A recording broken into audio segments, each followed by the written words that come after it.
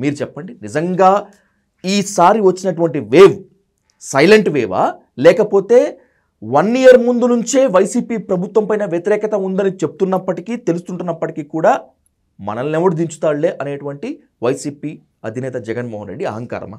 అంటే 15-20 సంవత్సరాలు శాశ్వత ముఖ్యమంత్రి అనే ప్రాస్పెక్టివ్ని 151 వచ్చినప్పుడు హెడ్డింగ్ పెట్టుకున్నారు వైసీపీ వాళ్ళంతా. ఈవెన్ నా విశ్లేషణలో కూడా వర్స్ట్ కేసులో 50% లాస్ అయినా సరే 75 గట్టాను. మీరు గమనించలేదు, ఇక్కడ 50% లాస్ కాదు. ఓకే, నేను మ్యాథ్స్ ఎగ్జామ్ రేపు పొద్దునంటే నేను సైన్స్ చదువుకుని వెళ్ళాను. మీకు టార్గెట్ ఏంటో తెలియక. ఇది ఎలా ఉంటుందంటే దీనికి ఇంకా బాగా అర్థమయ్యేలా చెప్పాలంటే 10th క్లాస్ నాకు ఫస్ట్ క్లాస్ వచ్చింది. నేను బైపీసీలో జాయిన్ అవుదాం అనుకున్నాను, లేకపోతే సిఈసీలో జాయిన్ అవుదాం అనుకున్నాను, లేకపోతే ఎంపీసీలో జాయిన్ అవుదాం అనుకున్నా. నాకు యాక్సిడెంట్ అయింది. నేను యాక్సిడెంట్ అయినప్పుడు ఏంటంటే నాకు గ్యాప్ ఉంది. నేను 10th క్లాస్లో ఫస్ట్ క్లాస్. నేను బాగా చదివాను కాబట్టి నేను ఎంపీసీ గ్రూప్ తీసుకుందాం లేదా బైపీసీ తీసుకుందాం అనుకున్నవాడికి నాకు ఆ కాలేజీలో సీట్ రాక సిఈసీ గ్రూప్ ఇచ్చారు. నేను ప్రిపరేషన్ అంతా ఇంట్లో నాకు చెప్పాలన్నట్టుగా, లేదంటే నేను కోమాలో ఉన్నాను యాక్సిడెంట్ అయింది కాబట్టి ఎగ్జామ్ ముందు తీసుకెళ్ళి నేను ఎంపీసీ బుక్స్ చదువుకొని ఎగ్జామ్కి వెళ్ళాను అనుకోండి, ఎలా ఉంటుంది రిజల్ట్? అలాగే ఉంది జగన్మోహన్ రెడ్డి గారి రిజల్ట్.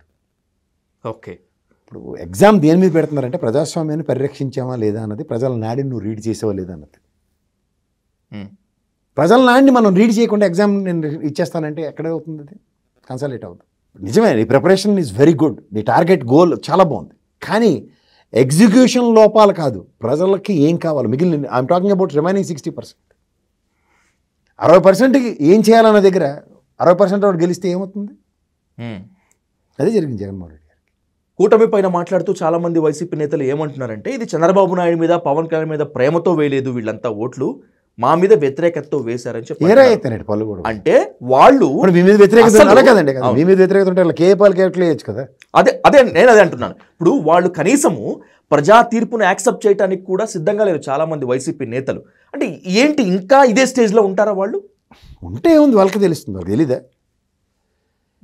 ఇప్పుడు 10 మందిని వెనకాతలు వస్తుంది. ఇప్పుడు గతంలో నేను నా విశ్లేషణలో చెప్పేవాడిని, ట్రాక్ సూట్లు వేసుకుని తెలుగుదేశం వాళ్ళు ఫోటోలు తీసుకుంటున్నారని. అప్పుడు ఆయనకి చుట్టూ కార్యకర్తలు ఎంతమంది వస్తారు? ఇద్దరు నిమ్మల రామారెడ్డి గారికి ఎంతమంది పరిగెట్టుకు వస్తున్నారు? ఈ కంపారిజన్స్ ఇచ్చేవాడిని. ఇప్పుడు జగన్మోహన్ రెడ్డి గారి నాయకులకి ఎంతమందికి ఎలా రెసిప్రోకేటివ్లు వస్తున్నారు చూసుకోమనండి. That itself is an answer. Okay, YCP ఓటమి గల కారణాలు మాట్లాడుకుంటూ పోతే ఇది ఎడతగిన ముచ్చటే.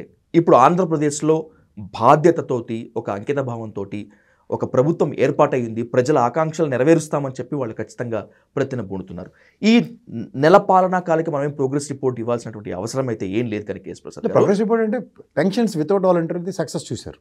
ఓకే, సక్సెస్ అయినట్లేనా? సక్సెస్ అయినట్టే కదా. బికాజ్ మనకి ఇనీషియల్ హికప్స్ని ఓవర్కమ్ చేయడానికి ఆల్టర్నేటివ్ మెకానిజం కావాలనుకున్నాం. సక్సెస్ అయిన తర్వాత ఇప్పుడు పెన్షన్లు అందలేదు, ఇవాళ ఎక్కడైనా మనం ఆ వార్తలు అవి చూడట్లే కదా. అవును. రెండోది, ఈ స్టీల్ ప్లాంట్ విషయంలో ఇవాళ నిన్న కుమారస్వామి గారు ఇవాళ లేటెస్ట్ డెవలప్మెంట్ ఏంటంటే it's got stalled again for certain period of time. So ఇది గత 10 ఏళ్ళు బట్టి దాని నెంబర్ గేమ్ని 100 కంపెనీస్ ఏదైతే రిజర్వ్మెంట్ స్కీమ్లో ఉన్నాయో దీన్ని అలా పోస్ట్పోన్మెంట్లో ఈ ప్రభుత్వం కూడా సక్సెస్ సాధించనే చెప్పాలి. Okay, is the major activities. మిగిలిన కాలం నిర్ణయిస్తుంది.